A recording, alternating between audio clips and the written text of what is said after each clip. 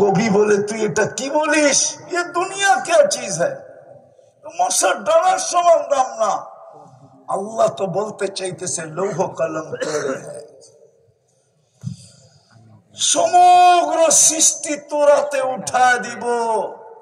আরেকজন আরেকটু আগে যায় লেখছে সায়াজআলু লাহুমুর রহমানু ওয়াদ্দা, আল্লাহ বলতেছে আমিও তোর হয়ে যাব। বন্ধু যার আমি তার, বন্ধু আমি তার। প্রমাণ নিবেন কোরআন থেকে, কোরআনও তো এটাই বলে বন্ধু যেদিকে আমি সেই দিকে। দেখি আপনাদের বুঝে আসে কিনা, কথা যদিও লম্বা হয়ে যেতেছে, বুঝে আসে কিনা। আল্লাহ রসুলের রওজার উপর একটা আয়াত লেখা আছে, ওয়ালাউ আন্নাহুম ইয যালামু আনফুসাহুম সুম্মা জাউকা ওয়াস্তাগফিরুল্লাহ ওয়াস্তাগফারা লাহুর রাসূল লাওয়াজাদুল্লাহা তাওয়াবার রহিমা।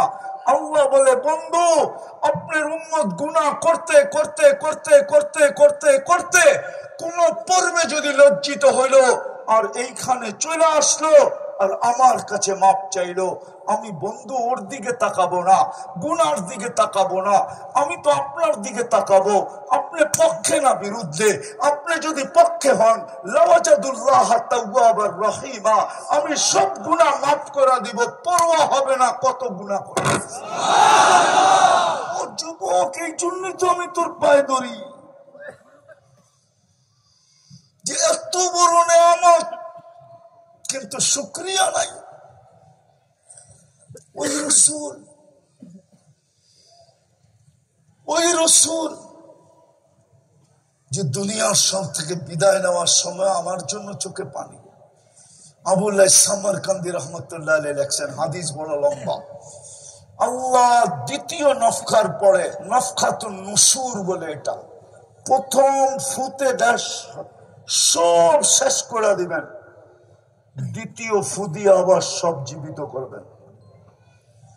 কিন্তু প্রথম কুদরত দিয়ে 4 জনকে জীবিত করবেন, জিবরিল, মিকাইল, ইসরাফিল, মালাকুল মউত, 4 জেনারেলকে জীবিত করবেন।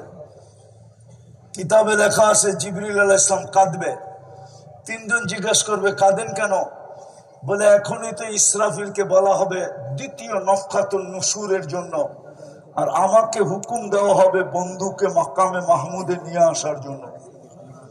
কিন্তু আমার মউতের পরে ভুলে গেছি ওনার রওজা কোথায়।